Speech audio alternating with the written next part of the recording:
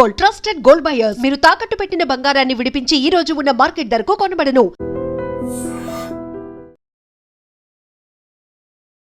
జపాన్లో భూకంపం సంభవించింది. అది రెక్టర్ స్కేల్ మీద 7.6 తీవ్రతగా నమోదైంది. సో జపాన్లో సునామీ హెచ్చరికలు కూడా జారీ చేయబడ్డాయి. మొత్తం ఇట్లా భయంకరంగా అన్ని వస్తువులు కూడా షేక్ అయిపోయినటువంటి సిచ్యువేషన్.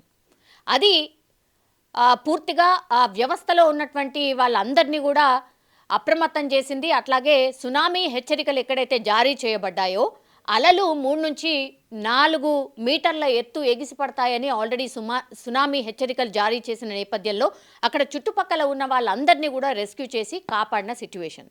కానీ ఇక్కడ ఇంట్రెస్టింగ్ ఏంటి అనంటే, ఇప్పుడు జపాన్లో భూకంపం సంభవించడం, ప్రభాస్కి సంబంధించిన ఫ్యాన్స్ ఆందోళన చెందుతున్నారు.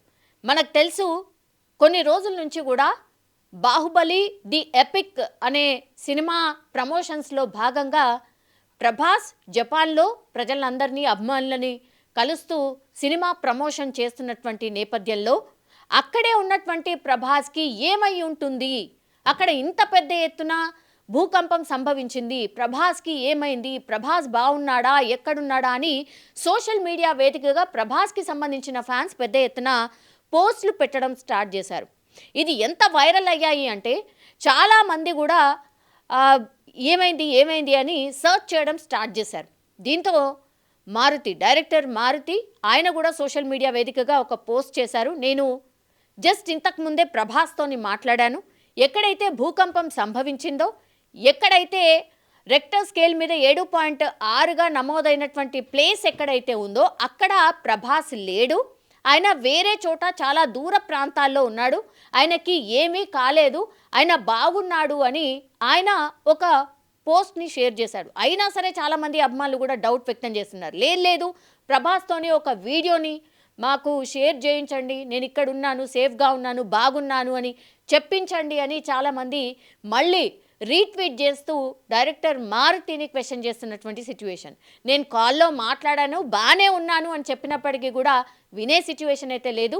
ఇప్పుడు ప్రభాస్ ఆయన సినిమా ప్రమోషన్లో భాగంగా జపాన్లో ఉండడం ఇప్పుడు ప్రభాస్ ఫ్యాన్స్ని కలవర పెడుతోంది అని చెప్పొచ్చు. పూర్తిగా సోషల్ మీడియాలో ప్రభాస్ ఎక్కడ ఉన్నాడు, బాగున్నాడా అనే విషయాలనే చాలామంది సర్చ్ చేస్తున్నటువంటి సిచ్యువేషన్ అయితే కనిపిస్తోంది. జపాన్లో భూకంపం ఇది కొత్తదైతే కాదు, ఫ్రీక్వెంట్లీ భూకంపం సంభవిస్తూనే ఉంది. అండ్ చాలామంది చరిత్రకారులు ఎవరైతే ప్రిడిక్షన్స్ చేస్తూ ఉంటారో వాళ్ళు ఎప్పుడు కూడా జపాన్ ఆల్వేస్ ఒక డేంజర్ జోన్లో ఉన్నట్టే లెక్క.